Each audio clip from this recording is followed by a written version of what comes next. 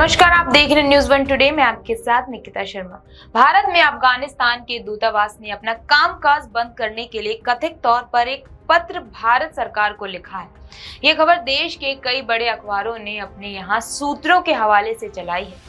आपको बता दें, खबर में ये जानकारी दी गई है कि दूतावास में काम करने वाले भारतीय कर्मचारियों को बिना नोटिस दिए नौकरी से निकाल दिया गया है और कई राजनयिकों ने पश्चिमी मुल्कों में शरण लेने के लिए भारत छोड़ दिया। फिलहाल भारतीय विदेश मंत्रालय ने इस पत्र को लेकर कोई आधिकारिक बयान जारी नहीं किया है। यह पत्र अफगानिस्तान में तालिबान सरकार के सत्ता में आने के करीब 2 साल बाद सामने आया है, जिसने एक नए संकट को जन्म दे दिया है। अगस्त साल 2021 में तालिबान ने अफगानिस्तान में अशरफ गनी सरकार से सत्ता छीनकर कब्जा कर लिया था, लेकिन भारत में अफगानिस्तान के दूतावास की कमान अभी भी अशरफ गनी के नियुक्त किए गए राजदूत फरीद मामुनजई के हाथ में है, जो पिछले करीब 3 साल से भारत में काम कर रहे हैं। इस पत्र में भारत सरकार पर भी कथित तौर पर साथ न देने का आरोप लगाया गया है। वहीं अखबारों ने सूत्रों के हवाले से लिखा है कि भारत ने इसे तालिबान सरकार का आतंकी मामला बताया है। सवाल है कि तालिबान सरकार क्या चाहती है? क्या भारत में अफगानिस्तान के दूतावास पर उसका कंट्रोल नहीं है? क्या वह गनी सरकार के नियुक्त के लिए राजदूत को बदलना चाहती है? क्या भारत सरकार तालिबान के किसी व्यक्ति को अफगान दूतावास की जिम्मेदारी नहीं लेना देना चाहती है? और अगर दूतावास बंद हुआ तो दोनों देशों के संबंध पर इसका क्या असर होगा? अफगानिस्तान की सत्ता तालिबान के हाथ में आने के बाद ज्यादातर देशों ने अपने यहाँ दूतावासों में तालिबान की नियुक्ति को स्वीकार करने से इनकार कर दिया है। हालांकि रूस, चीन, पाकिस्तान और ईरान जैसे कुछ देश ऐसे हैं जहां तालिबान के नियुक्त किए गए लोग दूतावास चला रहे हैं और वह अफगानिस्तान की लोकतांत्रिक इस्लामी रिपब्लिक ऑफ अफगानिस्तान सरकार की जगह इस्लामिक एमिरेट्स ऑफ अफगानिस्तान का झंडा तक फहराया जा रहा है।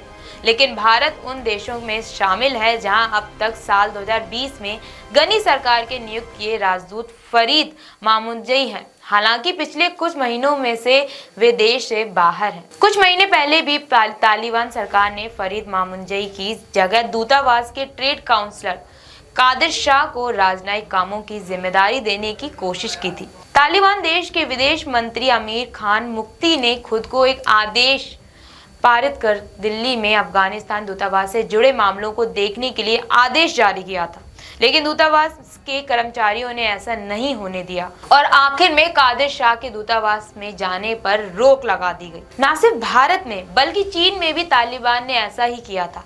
साल 2022 में गनी सरकार के नियुक्त राजदूत ने इस्तीफा दिया था, जिसके बाद वहां कामकाज तालिबान के नियुक्त किए गए एक वरिष्ठ राजनयिक को सौंपा गया था। जानकारों को मानना है कि भारत में अफगानिस्तान के राजदूत फरीद मामुनजई को यह भी डर है कि अगर तालिबान के नियुक्त किए गए किसी व्यक्ति को दूतावास की जिम्मेदारी दी गई तो वह पहले से मौजूद अधिकारियों और उनके परिवारों के खिलाफ कार्रवाई कर सकते हैं। ऐसी स्थिति में दूतावास के अधिकारी पश्चिमी देशों में शरण ले रहे हैं, क्योंकि वे तालिबान शासित देश में वापस नहीं लौटना चाहते। अफगानिस्तान में तालिबान के आने पर भारत ने अस्थायी तौर पर काबुल में अपने दूतावास को बंद कर दिया था, लेकिन साल भर बाद भारत ने अपने दूतावास में मानवीय सहायता के लिए एक टेक्निकल टीम भेजकर अफगानिस्तान में अपनी राजनयिक उपस्थिति फिर से स्थापित की। लेकिन यह दूतावास पहले की तरह नहीं चल रहा है। भारत अफगानिस्तान में एक समावेश सरकार के संगठन की वकालत कर रहा है। ऐसा ही स्थिति दिल्ली स्थित अफगानिस्तान दूतावास का भी है।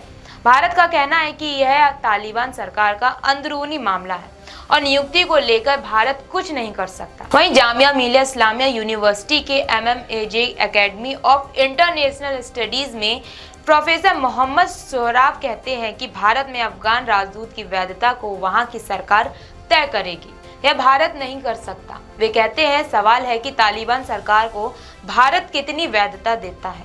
ऐसे में भारत भी यह नहीं चाहता कि दिल्ली में तालिबान सरकार का कोई व्यक्ति अफगान दूतावास की जिम्मेदारी संभाले जो लोकतांत्रिक ना हो। लेकिन भारत आधिकारिक तौर पर यह पोजीशन नहीं ले रहा है।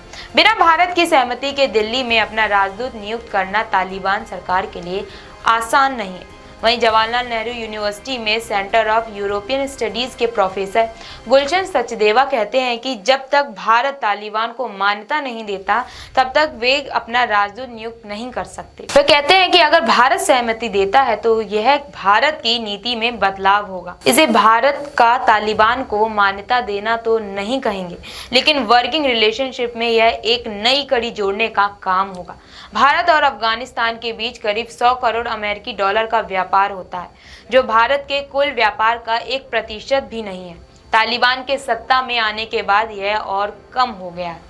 ऐसे में व्यापार के नजरिए से देखें तो भारत का बहुत कुछ दांव पर नहीं है, लेकिन हजारों ऐसे अफगान शरणार्थी हैं जो अफगान छात्र हैं जो भारत में रह रहे हैं। दूतावास का बंद होना इनके लिए मुश्किलें लेकर आएगा। प्रोफेसर गुलशन सचदेवा कहते हैं, भारत में बहुत सारे अफगान नागरिक रहते हैं।